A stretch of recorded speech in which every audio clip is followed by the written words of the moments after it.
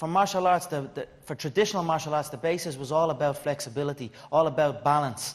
These are the basic fundamentals that were, in traditional style, you can see how quick they are on their feet, the dexterity in their legs, their balance there. I like to kick. I like to fight from distance. I like to throw spin kicks, round kicks, spinning back kicks, side kicks, all types of kicks. Now, a reason why I like to kick, because when I was a kid, I trained karate. And after, 10 years of not training it, when I started training kickboxing, when I started training MMA, I brought that style back. I tried to remember the techniques and some of the drills I did. But my flexibility wasn't that great, even though I was stretching now and then, especially after training legs in the gym, for example. But I was able to implement the strategies I'm going to show you in this video, and now I'm able to head kick people 6 foot, 6'2" through spinning hook kicks, have dexterity, have power, be unpredictable, and also just have fun throwing kicks. Now, why is flexibility so important in combat sports? Well, having flexible, relaxed muscles means for kicking, you can kick higher without sacrificing speed, power, and balance. Now, I know if you're watching this video, you probably don't have the greatest head kicks or flexibility. So when you do try and kick high, you're leaning back, you've probably fallen over throwing head kicks, you don't really attempt certain kicks, you basically just throw a body kick just a bit higher. So when you do increase your flexibility and your looseness, you become more dynamic, you become more unpredictable, and you can express yourself when you're fighting and just training in general. And being unpredictable just allows you to have confidence and allows you to throw shots without care, because your opponent is just tentative. They don't know what's going to come next. Is it a jab? Is it a leg kick? Is it a tornado kick? Or is it just a snap kick? I'm going to go over why flexibility is important and the anatomy of your legs and what parts you need to get flexible. 3 ways to get flexible and improve your kicks. And then I'll go over some ways to integrate that with some techniques and some common mistakes. Now, these are the parts that you need to have flexible for good kicks. The first ones are your hip flexors. They're the parts over here, just at the front of your hips. You'll feel these getting really tight when you're trying to throw teeps, high teeps, sometimes knees as well. You'll feel it a lot, especially snap kicks and teeps. Your groin, or the abductors or adductors, I keep forgetting which one's which. That is literally any head kick. Anytime you're lifting your leg, your knee high, usually when you're throwing a chambered style head kick, you need that to be really flexible. So when you're getting in this position, I don't know if I'm going to use this clip, but you want this position to be nice and high. Now, this is me cold as well. You need to be able to be here and get nice and high. Then it's your hamstrings. Your hamstrings usually when you're extending your leg, whether it's a snap kick, teep, or your roundhouses. If that's really stiff, you're not even gonna be able to extend your leg at these extreme range of motions. Your glutes need to be flexible, and your quads. The quads I usually feel when I'm throwing front kicks. When I'm throwing front kicks really far and really high, that's when I can feel the tightness because I'm not able to hold it at that position. Now, the first thing, probably the most important thing on this list, is dynamic stretching. Now, any of you that's played football, Sunday league football, or even any sport, PE in school, you probably know what dynamic stretches are. They're stretches where you're moving, you're bouncing, you're not holding it, you're not staying still. And that's why they're usually part of a warm-up, because these stretches, this is very important, these stretches are the ones you do when you're cold. Like, you can do them warm as well, but you usually do it to warm up, get blood flowing around, and also increasing flexibility in your ligaments, tendons, and muscles. Now, you're not going to feel an instant flexibility difference. Of course, it's gonna open you up. So if you, I don't know, let's say you're flexible from out of 10, you're on a 7 out of 10 for flexibility. When you haven't warmed up, you're probably at like a 5 or 6. And after, you've done your dynamic stretches, you're at 7. But then doing this over time and just bouncing in bigger ranges of motions and kind of pushing yourself, you're going to maybe go to a 7, 7.2, 7.8, 8, and over a couple months, a year, it'll be 9. Now, personally, I do like a whole 20-minute warm-up, my own warm-up, full of dynamic stretches, opening up my hips, my quads, my upper torso, my shoulders, make sure my back isn't tight so I can rotate and whip punches. And when I'm finished with that warm-up, I feel primed for training, whether it's psychological or it's actually me loose with blood flowing around. I feel like I can whip my punches, I can move, my body's open. So if you don't know any dynamic stretches, the best ones to do for head kicks especially are hip circles. This is a go-to. Really exaggerate a circle. A lot of people, when they're doing it, they start making ovals or little weird shapes. Try and go all 360 degrees around as you're doing the hip circles. You'll feel it in your hip flexors and your glutes. Next are leg swings. Go up against the wall and just swing your leg. Don't try and push yourself first. First do a couple light ones just to ease into it, and then really swing your leg. Almost let it let the momentum take it up, and you'll feel it go to your max point, and it will go beyond that with the momentum. Do that for both legs. 10, do ones forward. You can use a wall or you can just stand and do it, and then do these little hamstring bounces. I like doing this. If you can go all the way and just hold your legs, you can bounce in there. I think Bruce Lee did it in a film or something, but this one's really good for your hamstring. Then from there, couple Cossack squats. Try and keep your upper body up if you want it as well. This one, you can also get ankle flexibility in there. It's called a dorsiflexion. That's important for when you're trying to hold your foot out for front kicks. You need the ball of your foot to be pointed forward with your toes pointed back. Keep going left to right on these Cossack squats, bouncing in them. Sometimes I stay low and just go across. Another one is I think it has an actual name in yoga, like a lizard stretch, but you could do some variations of it where you're here, you're bouncing your hip flexor around, really get that feeling, moving it around, getting it loose. Then you can pick up your rear leg, just pull it into you, bouncing it, get that quad nice and warm. Then you can sit back, just bounce on your hamstring, come back, open up your body a little bit. Then you got this one, I don't know the name for this, but I just remember doing this when I was a kid in karate. Just bouncing your legs there, that just opens up your groin. And there's one ultimate stretch. This stretch is like, forget the other stretches. Actually, don't forget them, they are quite important. I kind of live or die by them. But this stretch is called just kicking the fucking bag as high as you can with good technique. Martial arts is just full of dynamic stretches, especially striking. You're moving your body, you're swinging your body around, and so many people, they don't realize kicking the bag, going to it, looking at a letter or piece of branding on the bag and saying, I'm going to try and kick that, or I've been kicking that, let me go a bit higher. Just doing 10, 30, 100 after class or after just any sort of training, going high, rather than just smashing low kicks all the time on the bag or just throwing shit punches on the bag. If you're trying to get head kicks, once you're warm after training, just try and kick the bag high, working your technique still, don't be sloppy, and just kick as high as you can going through. You have that resistance, and that's a form of dynamic stretching. Now next, you should probably guess, is static stretching. Now there's actually research that shows static stretching is not actually as useful as dynamic stretching. It still helps, but if you had to pick one, it would be dynamic by a long way. But I still really believe in static stretching. Maybe it's just the fact that I did it when I was a kid and most flexible people do it.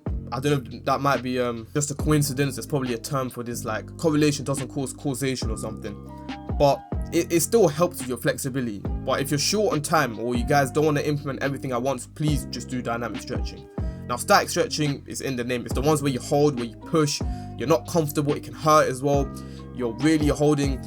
You're trying to relax, but at the same time push, and it does hurt. Now this is, you know how I said how it was important earlier for dynamic, it was more related to this. Never do this cold, otherwise you will injure yourself or you will increase your likelihood to get injured when you train. So many people before training, they're doing static stretches because they've seen other people online do static stretching, or just flexible people in general. Don't do it cold. Do it warm. Do it once you've trained, or do a 5-minute warm up at home if you just want to do some static stretching. Now examples of static stretching, every dynamic stretch I listed and more, but you just hold and push past your limits. Some other ones that I really like, splits, pancake stretch, just doing your arms, but obviously for kicks specifically, frog stretch. I love the frog stretch a lot. Sometimes if I don't even have time and I don't want to do the splits, I just do a frog stretch. The hamstring stretch, but you hold it. Side straddle stretch, whatever it's called, that one I like. The same dynamic lizard pose stretch, but just doing that for your hip flexor. Some for your glute and IT bands, where you lay back and put your leg across your other leg, or crossing your leg over, holding that helps a lot as well. Static stretching also does kind of help with recovery. It might be psychological, I haven't seen much research into it, but for me, it makes me feel like I recovered. It makes me feel better for training the next day. And when I don't, I feel like I'm more stiff and I have more pain when I wake up. Okay, now that you're able to access this new range of motion using dynamic stretches and static stretches, you now need to be strong in that new range of motion. You see, there's a small percentage of people, usually people who've had a history of doing some sort of yoga, or people who've done another sport where they've gotten flexibility, but it's nothing like martial arts where they're having to use force and flexibility, or sometimes just girls who are just very flexible naturally. They're able to access these ranges of motion, but they have no power, and specifically dexterity. If you ask them, hold your leg out, okay? Hold your leg out, go pretty high, because you know you're flexible, and just hold it there, they can't. If you ask them to throw that head kick that high, but with power, go through the pad, go through the bag, they can't. And a lot of times, you know, you've seen it, they look a bit zesty. It just looks fruity when they kick, because they have that, they can kick really high. They can throw that spin kick, but it all just, the technique's off and they're not strong in that position, and certain muscles are not are not holding them up. Yeah, and it just looks zesty. You know what I mean? So you need to make sure you improve your dexterity. Now these are simple drills you can see from traditional martial arts. Ones I like to do is where you hold out your leg like a side kick. If you're a beginner, this will already hurt. Hold it as high as you can while not leaning back with your upper body. Bounce it up and down. Do 10, do 20. Okay, or just hold it for a certain amount of time, progressively overloading every week. 10 seconds, 20, 30. You can do figure eights. You can keep chambering your leg. This will really help with your side kicks so that they actually have power. Another thing is when you're squatting, is to actually squat ass to grass. With that heavy load you're doing or moderate load, actually being able to go really low and driving heavy weight up from there. Or just doing a deep squat throughout the day. A lot of leg exercises, the abductor, adductor machine, RDLs, just making sure you're not being a pussy with the range of motion. Okay, you're not a gym lad, you're not trying to ego lift, you don't really care about the number. You're looking for quality, you're training to make your body a weapon. So when you're doing, for example, Romanian deadlifts, try and go as low as you can. Try and stretch that hamstring. Yeah, or if you do leg extensions, don't do some pussy range of motion. Start really bent, just like your kick would be when it's chambered. And this brings me on to, which is more about your technique and how your body should be when you're kicking. Just like a punch, you should whip your kick. I have a video on how to whip your punches, is right here. For most kicks, where applicable, there's some where you don't, but for most kicks, you need to whip your hip specifically. You need to whip your body and be very loose. Where even a Thai kick, a traditional karate or Taekwondo kick, you both need to whip him. It makes it less telegraphed, power transfers much better, you're much looser, you don't force it. For MMA specifically, when you whip that kick, it gets there quicker, there's less tell, and you're able to retract it much better. So this means people who want to take you down and grab that leg, wrestlers who just want to catch and trade and just run to the cage, they're gonna have a harder time doing this. It's why some fighters who with a Thai background who throw Thai kicks, when they're throwing very pushy kicks, or they're really showing that kick because they just really want to damage and they're not whipping it as much, and they're thinking more about a battering ram rather than like a whip, they get taken down, they get caught, it gets scrappy, they're not able to just tag and get out, score. So make sure you have that ability. If when you're shadow boxing, if you're not able to with good technique kick all the way through, keeping your balance, returning and carrying on, then you need to start with that. Then on the bag, can you throw a kick, throw a normal roundhouse, yeah, and then hold your leg on that bag, see if you have that balance. And all your kicks, your snap kicks, your push kicks, your roundhouses, your calf kicks, your head kicks, spin kicks, is it loose? Are you whipping it? Just focus on that from now on, especially for the next few months after watching this video. You know, a lot of mistakes, some mistakes a lot of beginners make, basic ones which you probably already know. Not pivoting on the standing foot. You can rip your knee if you throw hard without pivoting on it. You're not going to actually turn over your kick, you're not going to get the power. Not raising their knee up for the chamber. Thinking kicking their head only comes from just leaning back. Not bringing their shoulder over with their kick for their round kicks. Not stretching. Not watching this video. So what do you need to do now? Before every training session, include dynamic stretches in your warm-up. Even if your class already has a basic warm-up, you need to do more of these dynamic stretches. After training, when you can, a few times during the week, if not every day, static stretching. On your conditioning days or after training or in the morning, do some isometric drills with your legs. Get that dexterity there, figure eights, bounces, squatting deep, having good range of motion when you're lifting, and changing your mindset about kicking, thinking of it like a whip. I'd also encourage you to watch different martial arts with kicks. So if you just watch Thai fighters kick, watch K1 fighters, watch Japanese kickboxers, watch Sanda fighters, karate fighters, Taekwondo fighters, MMA fighters who might have come up with their own weird style of kicking. On your rest day, just search leg yoga, lower body yoga routine. Yeah, yoga routine, lower body yoga routine. You know, just a 5-minute, 20-minute one. Just do that while you're listening to a video or just in the morning. Go on a Taekwondo karate specific channel. I don't really know any.